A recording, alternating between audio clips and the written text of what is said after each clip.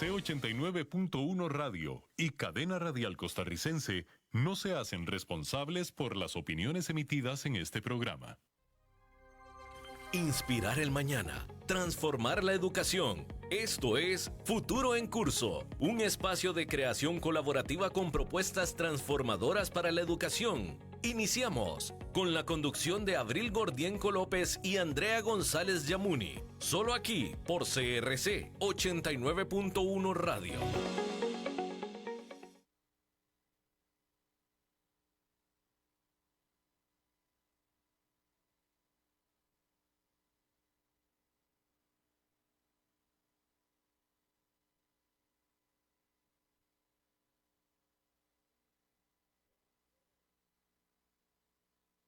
Donde exploramos los retos, innovaciones y oportunidades en la educación.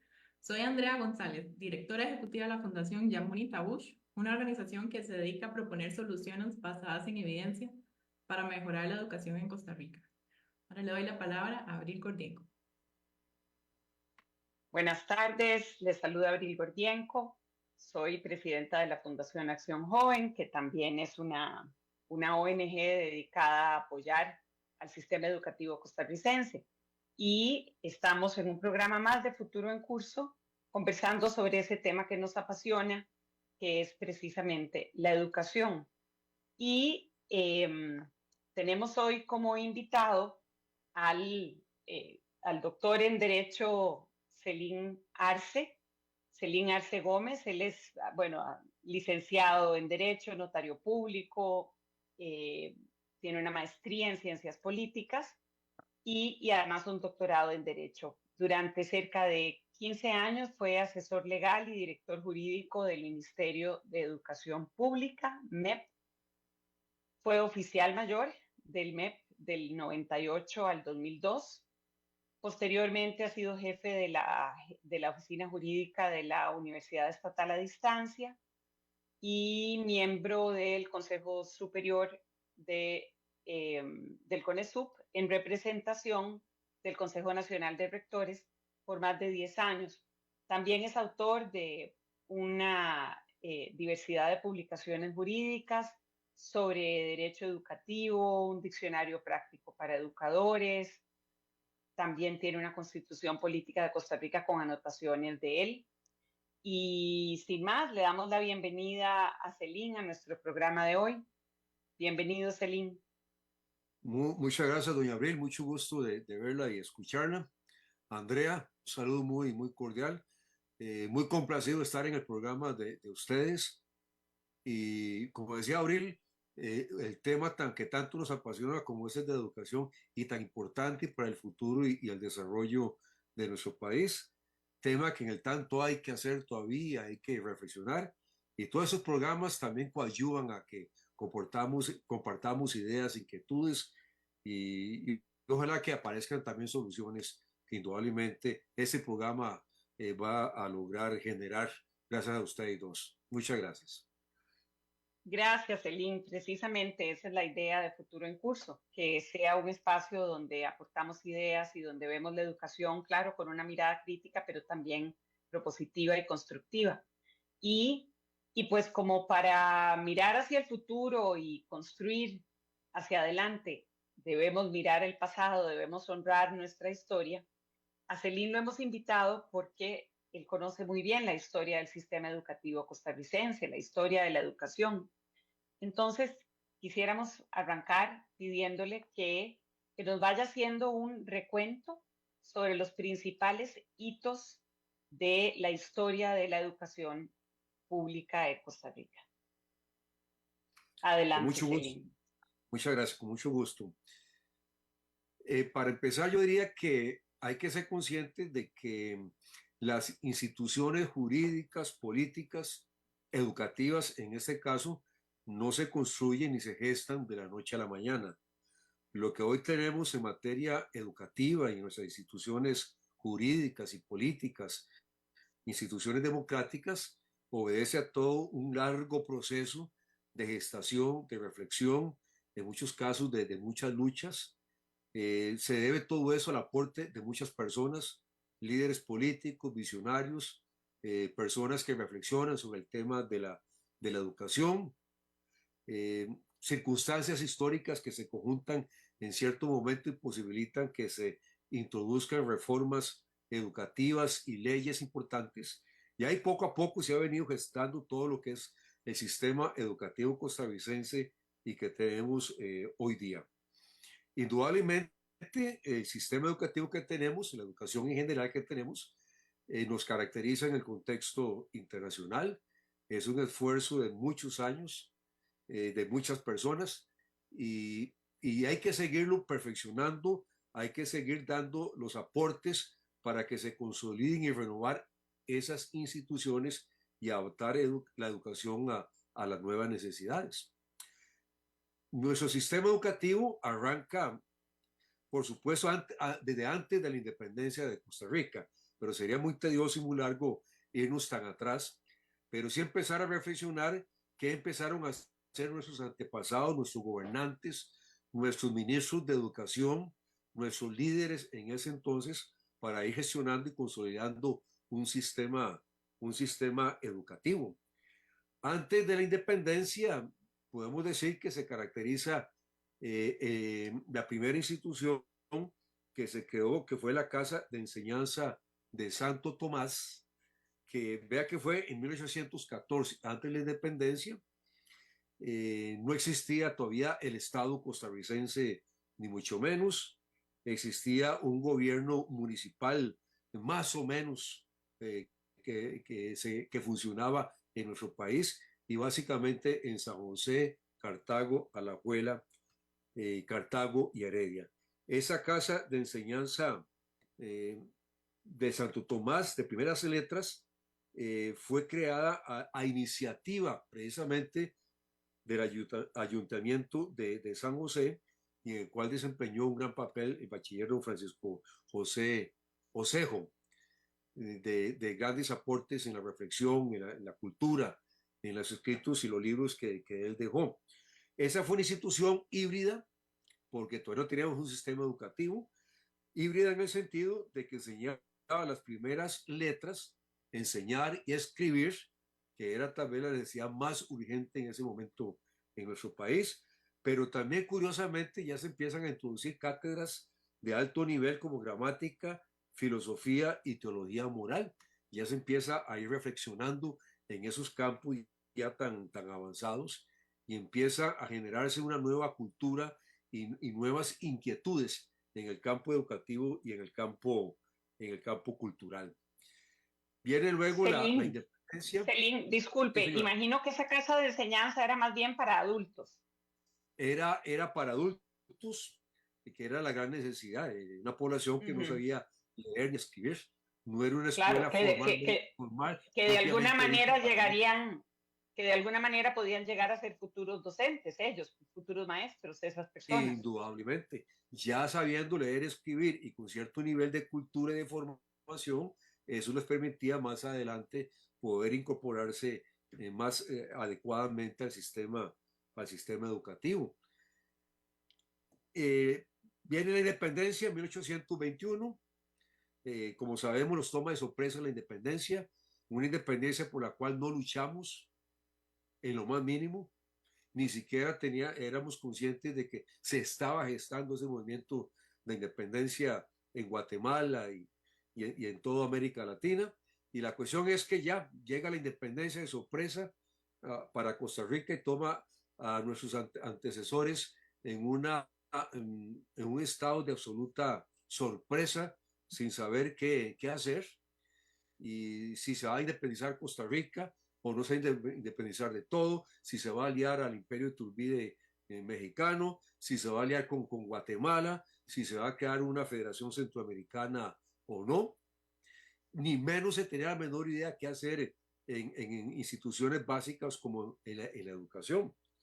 Bueno, la cuestión les tocó enfrentar eso, y poco a poco se van conformando las instituciones y las decisiones políticas y jurídicas que se van tomando.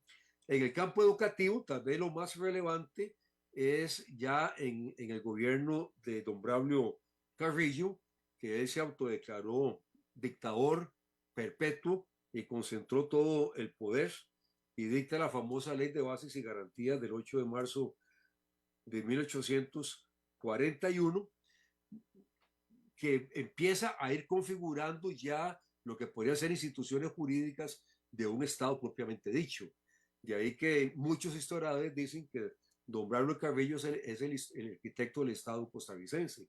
En materia educativa, interesantemente, establece esta ley de don Braulio Carrillo que es función que pertenece al primer jefe de Estado, el equivalente al presidente hoy día de la República, establecer y generalizar la enseñanza primaria bajo el mejor sistema conocido y la secundaria o científica con toda la perfección posible. Es interesante y esa preocupación. Establecer y generalizar la enseñanza primaria. Establecer, o sea, no existía educación primaria todavía. Y generalizar la educación primaria, que era la meta tal vez más importante de ese siglo en materia educativa. Y también ya habla curiosamente de educación secundaria y hasta científica. Bueno, ese es un primer esfuerzo en ese sentido. Ya desde ese momento, establecer la enseñanza era un gran desideratum, una gran meta política, un gran deseo de toda la sociedad en que tenía que abocarse a partir de ahí en adelante, pero tampoco eso se podía lograr si la educación no se hacía gratuita y obligatoria. Y ya esta misma ley establece que, curiosamente, o muy interesante, se pierde la ciudadanía por no dar educación a sus hijos cuando se demuestre esa negligencia. Vea cómo ella, don Braulio Carrillo, visualiza la necesidad de un mecanismo de compulsión de hacerla obligatoria, porque si no, no había forma de ir generalizando la educación primaria en una población tan pequeña y en un estado de pobreza tan grande en ese momento, ¿no? Celín, quisiera detenerme un segundo ahí porque me parece sumamente valioso que desde los albores de nuestro, pues de nuestra historia republicana y del impulso a la educación, ya las familias, ya se preveía que las familias jugaban un rol fundamental. Gran parte del éxito de un estudiante, una estudiante en la escuela es que haya apoyo desde su casa. Y claro, ahí estamos hablando en una época en la que pensar en mandar los niños a la escuela era algo tan novedoso que probablemente iba a haber resistencia de muchas familias que estaban acostumbrados a que sus hijos probablemente trabajaran con ellos en el campo o se quedaran en la casa cuidando hermanitos, en fin. No había la cultura que tenemos hoy, que nos ha costado de 200 años precisamente construir esa cultura en que valoramos mucho la educación y ya se pretendía castigar a las familias que no mandaran a sus hijos a la escuela. Y eso demuestra esa visión ya integral de que el éxito estudiantil depende de la comunidad, no solo de que haya una maestra o un recinto, sino de que la familia también se involucre y apoye. Definitivamente, es totalmente cierto eso y coincido totalmente.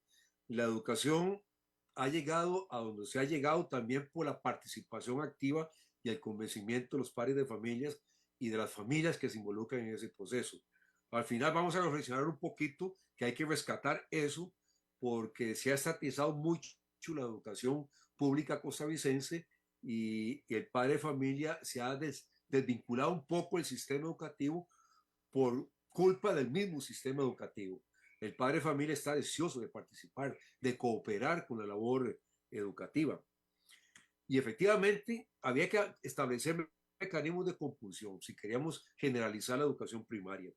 En la década de 1800 aparecen ya los primeros periódicos, que eso viene a dar un aporte importantísimo en la cultura no formal o informal, no en los centros educativos, pero los periódicos en aquel entonces y hoy día siguen siendo medios de información y de formación de la opinión pública. Aparece el Noticioso Universal en 1800 33, el Mentor costarricense, que ya crea el Estado costarricense, el primer periódico que crea el Estado propiamente dicho, aparte de la iniciativa privada, y eso permite ir fortaleciendo la opinión pública, la libertad de prensa, la libertad de pensamiento, que eso va muy paralelo también con la cultura y la educación.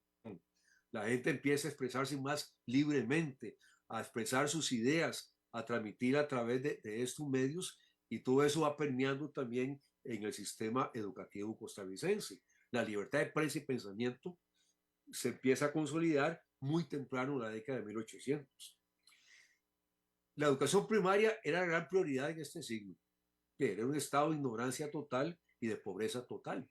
Y luego había que pensando posteriormente en la educación secundaria. Pero curiosamente ya en 1842 se crea el primer colegio propiamente dicho de educación secundaria en nuestro país, que es el Colegio San Luis Gonzaga. Es el primer colegio. Tiene ese privilegio de tener ese antecedente histórico. Luego, en 1880 el resto, aparece luego el Liceo de Costa Rica, Colegio Superior de Señoritas, el Instituto de Alajuela, que todos ellos se convierten en los grandes parámetros y ejemplos de educación secundaria, pero la primicia se la ganó históricamente el Colegio San Luis Gonzaga, que está ahí en Cartago y que tiene una riquísima historia. En esa época Cartago era la capital de Costa Rica. Y era la capital de Costa Rica, además en ese sentido. Tiene mucho sentido que naciera en Cartago, claro, ese primer colegio. Por ser la capital, y además de eso, porque ahí, como era el centro político también, ahí estaba concentrada la crema nata de la sociedad, más educada y más formada, de gran cultura, que habían salido a estudiar fuera del país porque no les quedaba a otra, en San Carlos de Guatemala, en Nicaragua y más allá, y traían sus conocimientos y su cultura, y fue ahí donde se empezó a gestar en Cartago propiamente la base de la sociedad, la creación del Colegio San Luis Gonzaga.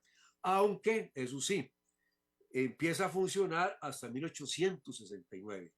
Fue creado en el papel en 1842, en ese año, con fines muy clarísimos y con objetivos muy claros de educación secundaria y de dar cultura, pero por razones que no es el caso de repasar en este momento, no se logra entrar en funcionamiento en ese momento, sino hasta 1869.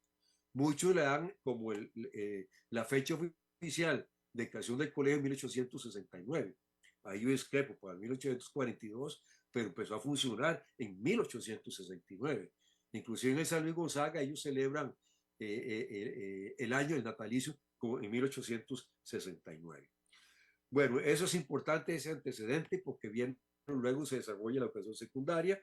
En 1843 se crea la Universidad de Santo Tomás, un esfuerzo también muy importante del doctor José María Casu Madrid, de una gran visión y con un gran interés en la educación y la libertad de prensa y de pensamiento. El gran error tal vez fue, y eso fue el fracaso de esta Universidad de Santo Tomás, es que cómo vamos a crear una universidad si no tenemos alumnos que vayan a ingresar a la misma, si no tenemos ni siquiera un sistema de educación primaria mínimo, ni educación secundaria tampoco, que el primer colegio de San Luis Gonzaga y que empieza a funcionar hasta 1869. Pero sí hay que destacarlo como un esfuerzo importante de un gran deseo de tener cultura a todos los niveles y de cultura superior y de irse posesionando en el contexto internacional con esfuerzos importantes de ir creando una primera universidad en ese sentido.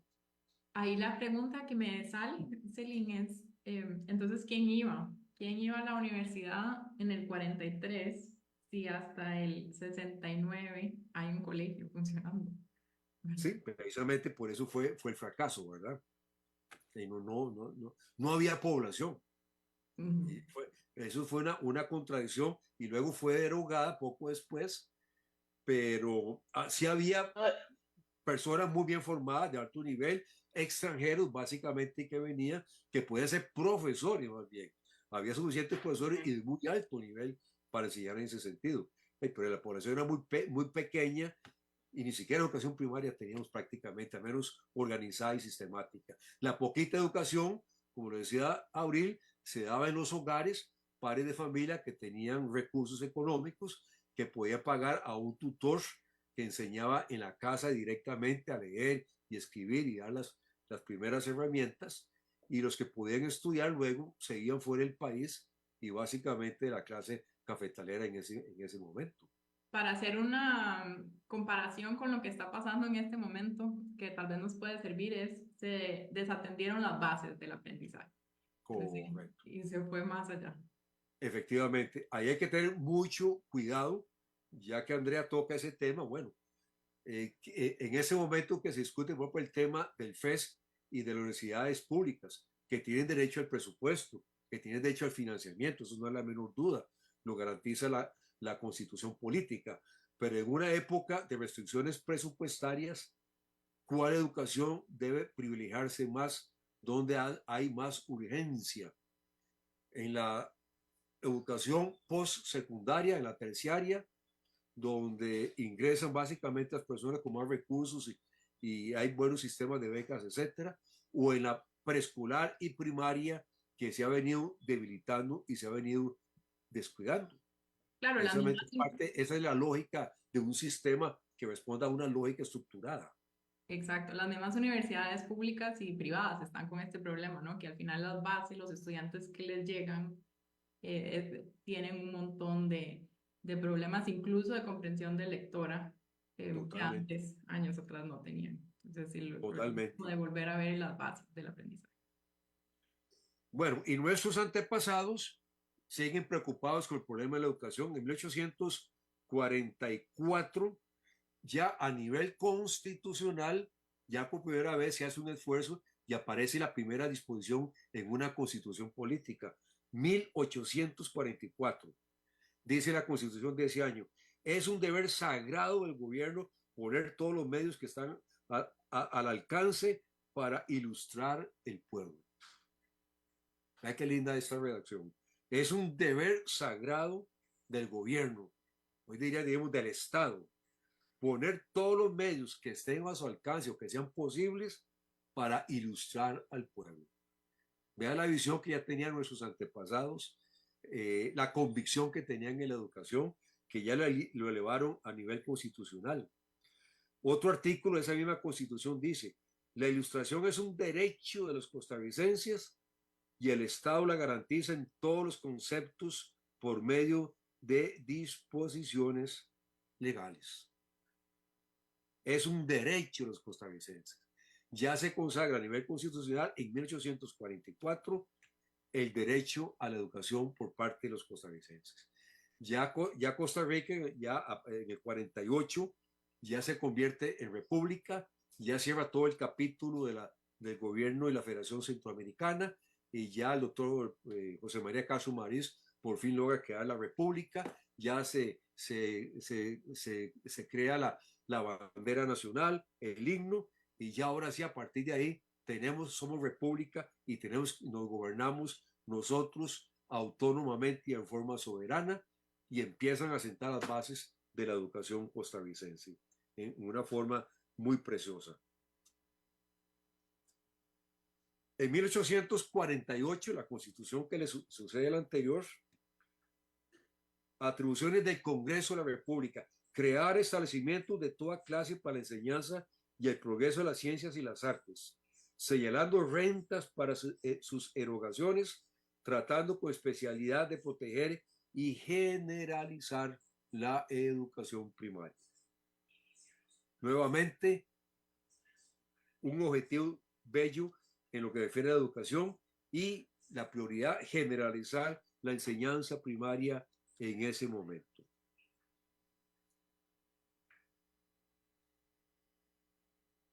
Celín, rescato que el promover la educación y generalizarla ha sido parte de la visión de nuestros antepasados, ya sea desde el Poder Ejecutivo, ¿verdad?, los jefes de gobierno, como desde el Congreso, desde la Asamblea Legislativa, que son quienes emiten las leyes y quienes les toca, en el caso de una constitución política, pues ser una asamblea constituyente. Y tal ha sido el valor que ha tenido la educación, que primero estaba, me parece, del recuento que usted nos ha hecho hasta ahora, primero estaba a nivel de ley y ya luego los constituyentes lo pasan, lo elevan a categoría constitucional, porque desde el principio de nuestra historia la hemos considerado fundamental para el desarrollo humano individual de los costarricenses, pero también para el desarrollo del país. Totalmente cierto y de acuerdo. Primero empiezan leyes o disposiciones administrativas. Primero la decisión más rápida que adopta un ministro de Educación Pública por mediante un decreto, etcétera.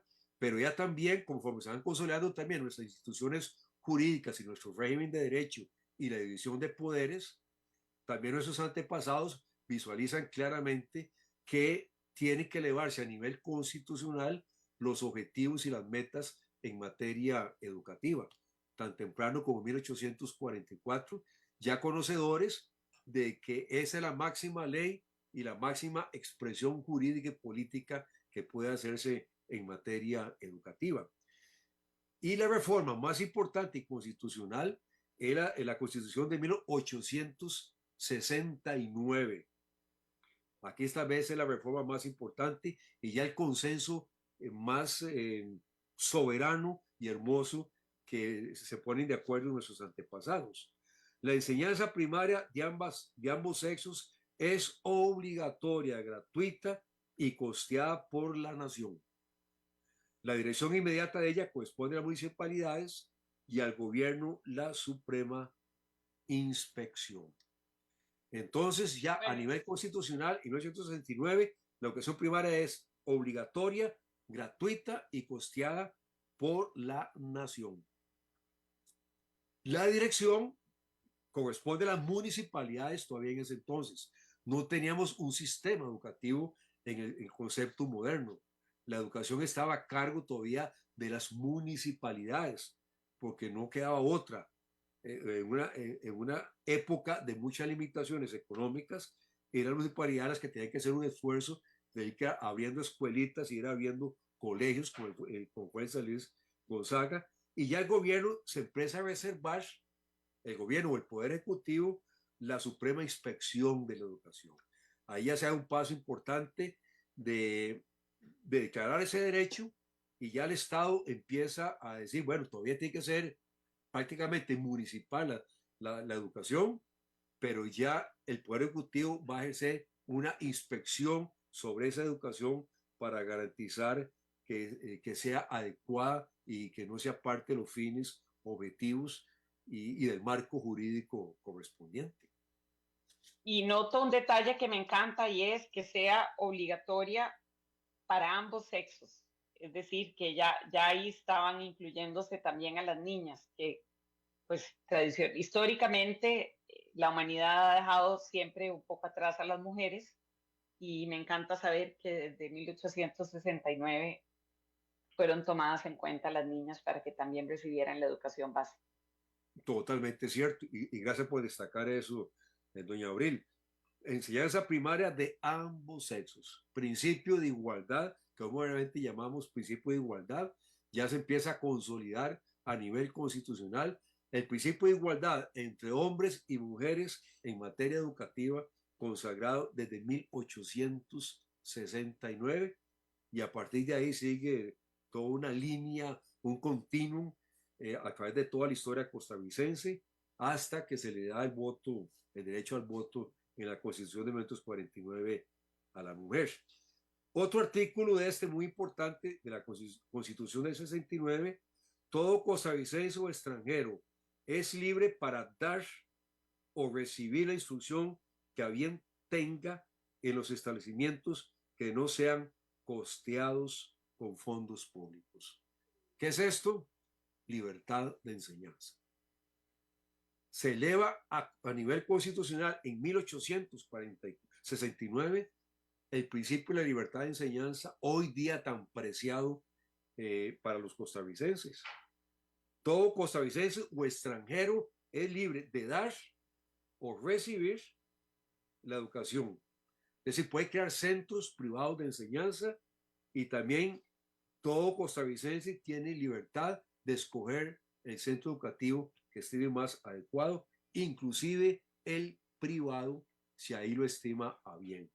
Y ya empiezan a aparecer efectivamente los primeros esfuerzos y los primeros centros educativos privados, personas que empiezan a interesarse en la cultura y en la educación, y se va consolidando también el principio de la libertad de enseñanza, la libertad de enseñar y de crear centros educativos. Muchas gracias, Celín. Con ese gran hito histórico nos vamos a una breve pausa y regresamos en un momento en 89.1 Futuro en Curso. Ya regresamos. Estás escuchando Futuro en Curso, aquí en CRC 89.1 Radio. En un momento regresamos.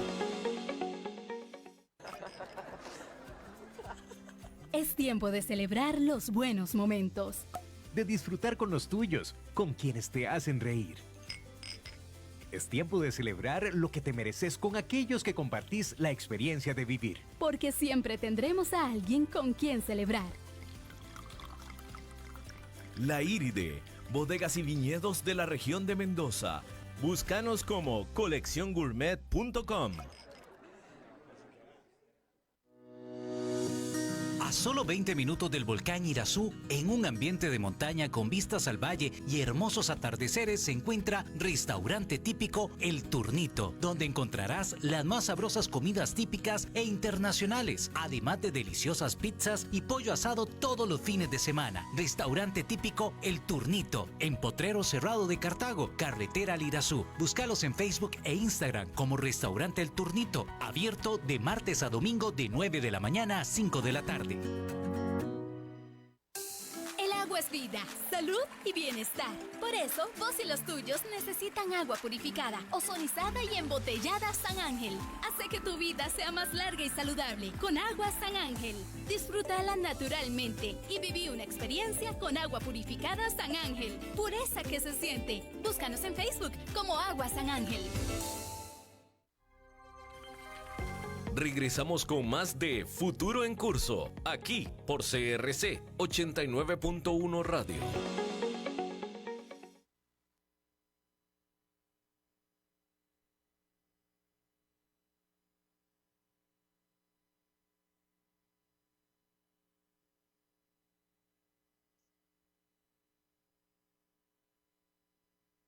Hola, estamos de regreso en Futuro en Curso en 89.1 Radio.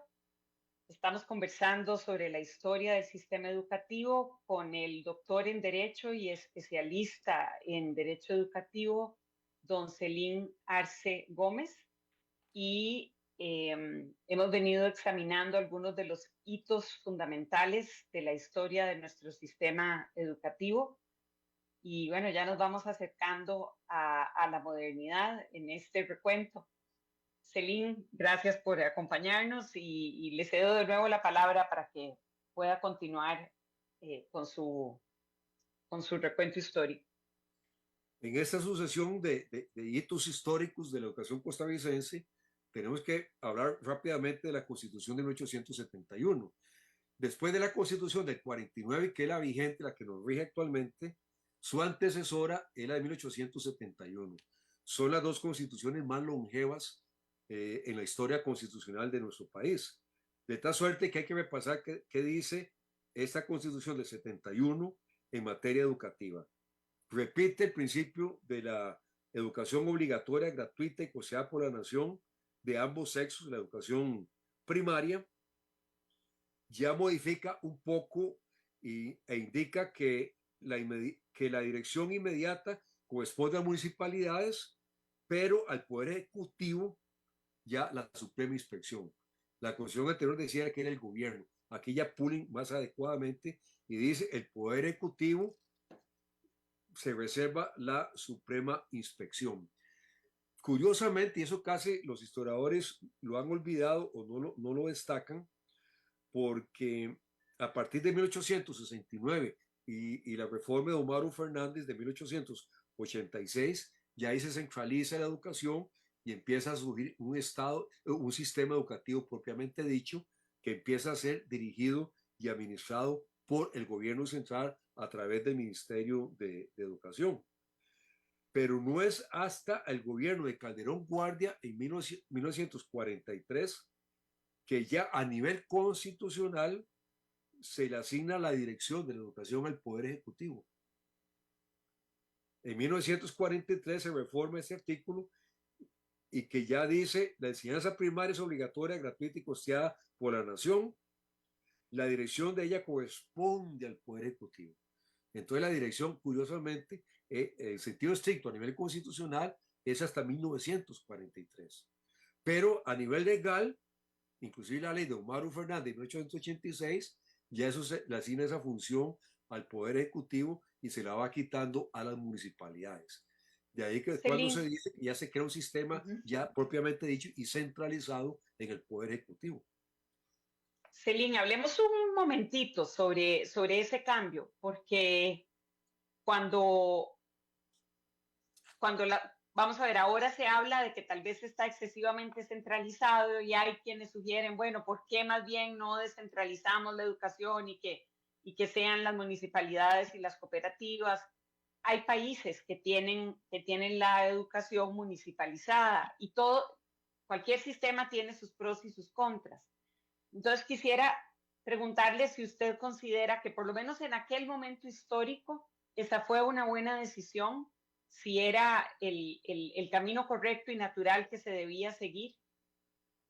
¿Qué le parece? En ese entonces tenía que tomarse esa decisión, porque desde la independencia no teníamos un Estado propiamente dicho, o sea, un órgano centralizado que gobernara y dirigiera los destinos del país con instituciones claras, con los tres poderes del Estado clásicos: poder ejecutivo, poder legislativo y poder judicial. Ahí se van consolidando esas instituciones y se va estructurando el Estado costarricense. Y de un momento en que surge un Estado, surge la pregunta: ¿qué funciones debe tener un Estado? Y no hay la menor duda que una de las funciones más importantes que debe cumplir todo Estado es la educación costarricense. Y ahí teníamos antes de eso una educación municipalizada. No necesariamente hicieron mal ese trabajo. Por supuesto, la Municipalidad de Cartago hizo grandes esfuerzos. La Municipalidad de Heredia también creó un colegio en San Agustín de secundaria. La Municipalidad de Alajuela, con el Instituto de Alajuela, también tiene la responsabilidad de consolidarlo, etcétera. Pero tenía que haber ya una orientación centralizada nacional hacia dónde debe dirigirse la educación costarricense. Eso no obsta indudablemente para que pueda atenuarse o pueda darse otro tipo de opciones educativas. Curiosamente, el Colegio San Luis Gonzaga,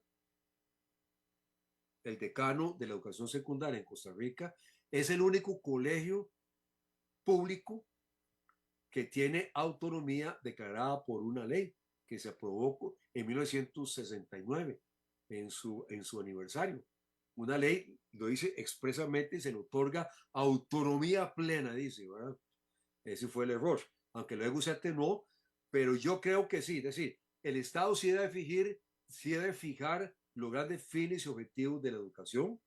No puede haber centros educativos que tengan visiones pedagógicas, ideológicas o políticas distintas. Eso sí tiene que fijarlo el Estado, pero eso no impide que puedan ser administrados con cierto grado de autonomía en ciertos casos. Y ahí está el Colegio de San Luis Gonzaga. En el gobierno de José María Figueres con Eduardo Dorian y la reforma educativa que quiso impulsar el EDU 2000 o 2000 no sé qué, no me acuerdo del nombre, fracasó en parte en eso porque había mucho énfasis de darle municipalizar mucho la educación. Y ahí viene una reacción de los gremios, etcétera, y totalmente en contra, que eso es un grave error, municipalizar la educación costarricense, porque sería retroceder. Lo cual no impide, eso sí, que podamos actualizar el marco jurídico de las municipalidades para que brinden un apoyo más actualizado, más adecuado, más moderno a las escuelas y a los colegios, y sea un apoyo más propositivo y eliminar la injerencia política que pueda haber en las municipalidades. Claro, Después, y en aquella, ajá, Andrea quería agregar algo. No, Andrea, quería decir escuchamos. que este balance es muy interesante, cómo a través de la historia del país se ha tratado de lograr un estándar, ¿verdad? Que eso es, creo, la intención detrás de la primera centralización. ¿Cómo logramos un estándar para que dentro de nuestro territorio la calidad, en realidad, la calidad educativa sea similar? Creo que el reto sigue, es decir, todavía no lo hemos logrado, aunque ¿verdad? Se han hecho estos esfuerzos. Muchos países logran tener estándares manejando la gestión educativa de diferentes maneras, no todas centralizadas, pero sí de diferentes maneras. Hay diferentes maneras, digamos, de llegar a lograr tener una calidad territorial estandarizada. Sí se puede, Claro. sí se puede lograr otras opciones. Vean que se ha venido diversificando mucho la educación secundaria, colegios científicos, ya son como 15 o más, colegios humanísticos. La educación diversificada se ha abierto mucho, pero también y se puede dar ciertos grados de autonomía dentro de los fines y objetivos que fija el Estado a través del Consejo Superior de Educación, para que más bien esos colegios, instituciones con más libertad puedan ser más creativos, puedan ser más innovadores y puedan irse separando del común denominador para que haya más oferta educativa a toda la población costarricense. Si es posible, Claro. pero sí el Estado tiene que garantizar al menos los fines, los objetivos, la calidad, igual que eso que hoy día tiene que cumplirlo la educación privada. Hay libertad de enseñanza. Pueden crearse cuantas instituciones privadas existan y bienvenidas, pero los estándares mínimos, los fines y objetivos de la educación, esos sí están fijados en la ley y tiene que velar por ellos el Consejo Superior de Educación y el Ministerio. Pero sí hay que diversificar más la educación. Es un principio, creo que social cristiano, de que debemos apartarnos de una educación excesivamente estatal en el sentido que imponga solo una visión o solo un tipo de educación. Hay que estimular muchas opciones más y existen en Costa Rica, pero hay que impulsar más, Claro. hay que potenciarlas.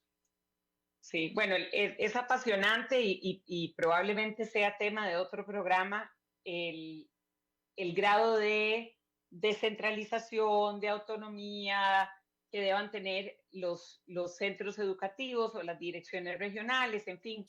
Pero volviendo al hito histórico que dio paso a esta pequeña digresión que hicimos sobre que en 1943, en el gobierno del doctor Calderón Guardia, se le asigna la dirección de la educación al Poder Ejecutivo. La conclusión es que era un paso necesario en ese momento de consolidación ineludible del modelo de Estado republicano, democrático, con separación de poderes, y donde ya se entendía que la educación era motor de desarrollo, pilar fundamental para generar equidad, para generar justicia social, para generar movilidad social, y que tenía que tomarlo el Poder Ejecutivo en ese momento. Totalmente cierto. El gobierno de Calderón Guardia fue un gobierno muy, bueno, en todos los ámbitos, fue un gobierno muy prolífico, generó cambios y legislación en todos los campos en materia educativa, que es la que nos interesa también, importantísimo. Crea la Universidad de Costa Rica ya en el sentido moderno de la palabra.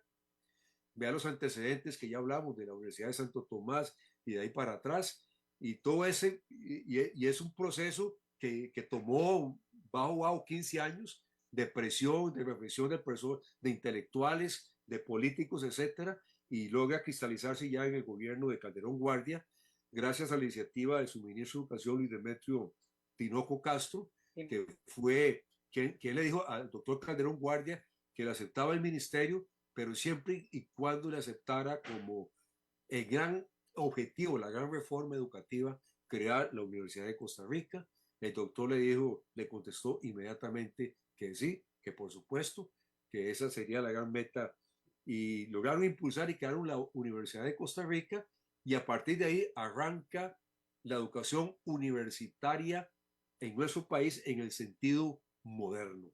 Se crea una universidad en sentido moderno, ya post-secundaria, con carreras de alto nivel, absorbe las facultades que estaban en ese momento, de entre ellas la Facultad de Educación, de Derecho, de las más antiguas. De Derecho en la Santo Tomás.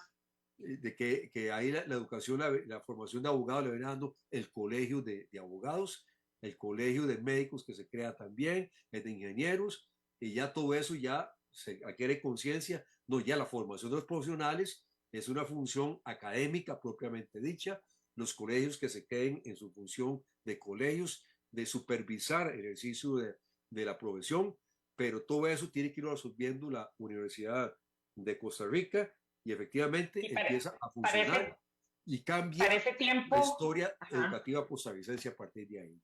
Sí, totalmente. Ya para ese tiempo había una masa crítica de jóvenes suficiente para asistir a la universidad, muchachos que ya habían pasado, muchachos y muchachas que ya habían pasado por escuela y colegio gracias a las políticas anteriores.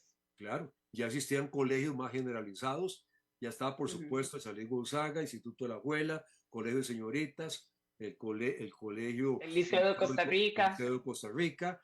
En el gobierno de Calderón se crea el Instituto de Guanacaste, el primer colegio de secundaria en una provincia alejada e importantísima. Se consolida el Instituto de Guanacaste, hoy día gloria de la educación y la cultura guanacasteca, y así por el estilo. Y ya, por supuesto, hay una presión natural de que esos muchachos tenían derecho a formarse como profesionales y no solo en el exterior, que eso es lo que hacían muchos de familias pudientes o también con becas que aprobaba en ese entonces, curiosamente, la Asamblea Legislativa. Hay personas, y líderes muy connotados, estudiaron gracias a esas becas que daba el Estado a través de la Asamblea Legislativa. Estudiaron medicina en México, etcétera, y había suficientes profesores para asumir como decanos y la rectoría de la Universidad de Costa Rica. Don Alejandro Alvarado Quirós, el primer rector, un jurista gran connotado y presidente de la Corte Suprema de Justicia, etcétera, y se consolida la Universidad de Costa Rica y ya despega a lo que es hoy, y ya vienen en la década de los 70 las otras universidades, la Universidad Nacional, el Instituto Tecnológico, la Universidad Estatal a Distancia en 1977, se crea la última universidad estatal, la UTN, que fusiona varios colegios universitarios, especializada también en carreras técnicas y que pretende ser una opción un poquito distinta al tecnológico, porque el tecnológico en su campo indudablemente es único y en carreras muy, muy especializadas y de un alto prestigio y de una gran demanda. Y en 1975, gracias a la libertad de enseñanza, que tiene antecedentes históricos muy lejanos y que repite la Constitución del 49, se crea la primera universidad privada en nuestro país, que es la UACA. Ahí hay un hito histórico en materia educativa que cambia y revoluciona también la educación universitaria en nuestro país. Todos estábamos acostumbrados solo al modelo de educación estatal, la Universidad de Costa Rica y las otras que se van creando, y aún así no era suficiente. La demanda exigía más y otras opciones, y también un grupo de intelectuales visionarios dicen, bueno, es que la Constitución garantiza la libertad de enseñanza, y quién dice que no puede haber una universidad privada.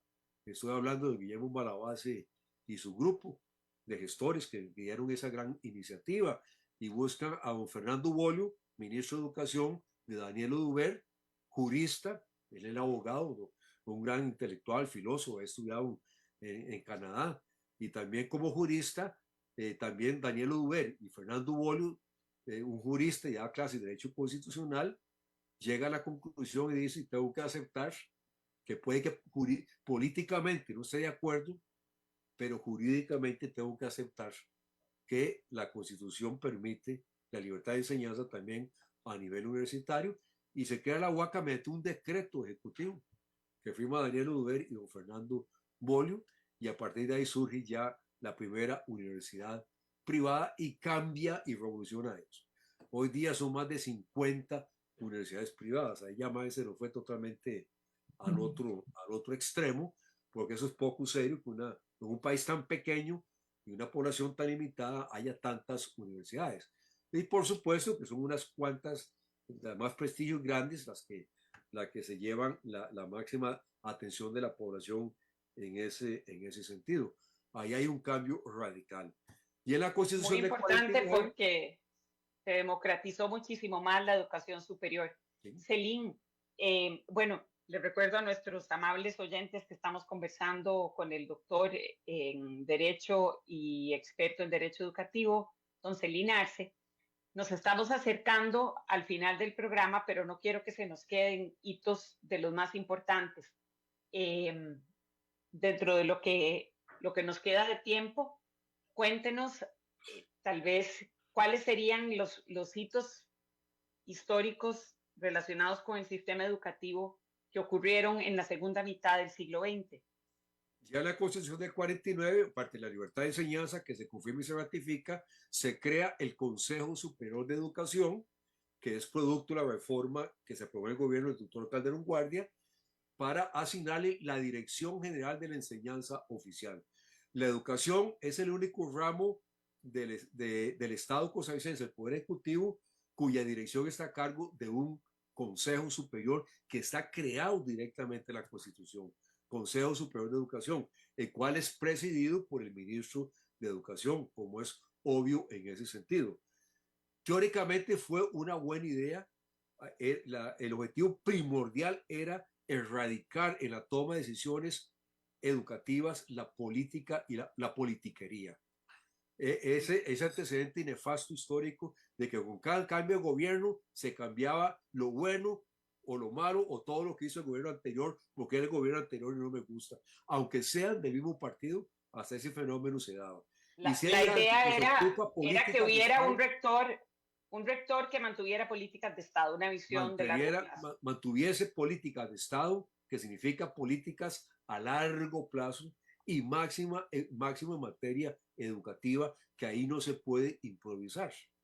Todos sabemos que si hoy se aprueba una reforma en los planes y programas de estudio en las escuelas y los colegios, para saber si fueron adecuados esos cambios, si sirvieron o no sirvieron, se requieren al menos la grabación de 2 generaciones.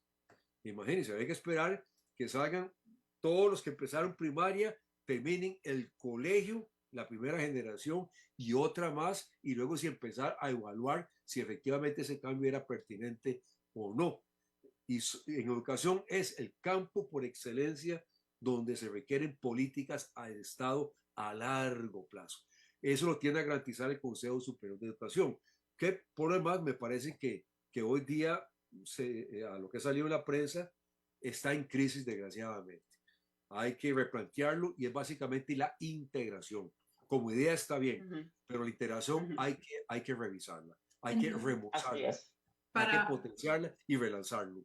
Para reforzar esa idea, porque me parece súper interesante, en efecto hay muchas discusiones a nivel nacional del Consejo y de si está funcionando como un ente que pueda ver la educación a largo plazo, que como usted acaba de explicar perfectamente, es la naturaleza de la educación, se tiene que ver a largo plazo porque si no, no es educación, es un picadillo de decisiones que al final no termina siendo educación pública. Entonces, en su origen sí funcionó, para terminar de amarrar esa idea. En su origen sí funcionó. Vea, por ejemplo, fue creada una Constitución del 49, empieza a funcionar en 1951, que se aprueba su ley orgánica y ya se define cómo va a estar integrado. Y tal vez la primera decisión más importante que tomó el Consejo fue en el año 1957, al aprobar la Ley Fundamental de Educación, que está vigente, de 1957. Esa ley fue iniciativa del Consejo Superior de Educación. Fue el Consejo el que integró una comisión de miembros con personas muy calificadas y ya con los gremios que habían en ese momento. Y ahí se empezó a fraguar y a redactar esa Ley Fundamental de Educación, que es producto totalmente costarricense, y ahí está vigente. Ahí los fines y objetivos de la educación costarricense que se fijaron en ese entonces por el Consejo se mantienen vigentes todavía en muchos sentidos. Fines de la educación costarricense, por ejemplo, la formación de ciudadanos amantes de la patria, conscientes de sus deberes, de sus derechos, sus libertades fundamentales, con profundo sentido de responsabilidad y de respeto a la dignidad humana. Desde 1957 está ese objetivo que todavía mantiene totalmente vigencia. Hay que estar repasándolo para seguirlo fortaleciendo más bien. Y eso fue producto del Consejo Superior de Educación, que ahí sí les interesaba la educación y proyectos a largo plazo, y ahí está esa ley que es la que da el marco filosófico de la educación costarricense. Una pregunta puntual en esa línea, desde el 57. Gracias por acompañarnos. Te esperamos el próximo miércoles con nuevas propuestas para transformar la